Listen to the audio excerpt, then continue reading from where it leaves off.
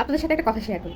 আমরা যারা গৃহিণীরা আছি, যারা রান্না বান্না বাসার সব কাজকর্ম করি, বাচ্চা সামলাই সব কিছু, তো আমরা যদি কখনো অসুস্থ হই, তো আমরা মনে মনে কি ভাবি, আজকে অসুস্থ, আজকে একটু মানে রেস্ট করবো, পরিবারের সদস্যদের বলবো আর। তো যাই হোক, অসুস্থ হওয়ার সাথে সাথে ধরেন আমার অসুস্থতার কথা আমি আর কি বলবো, পরিবারের আরও যারা সদস্য আছে তারা সেই দিন আমার থেকে আরও 3 গুণ বেশি অসুস্থ থাকে, ঘাড়ে ব্যথা, হাতে ব্যথা, পায়ে ব্যথা, সব কিছু, আপনি আপনার অসুস্থতার কথা বলতেই পারবেন না। তো যাই হোক, এই একটা কারণ গেল।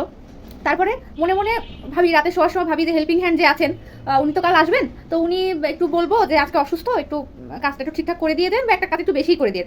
তো ওই দিন সকালবেলা ঘুম থেকে উঠে একটা ফোন আসবে, আসার পরই হেল্পিং হ্যান্ড ফোন দিবে, বলবে খালা আজকে আমার শরীরটা খুব অসুস্থ, আজকে আমি আসতে পারবো না।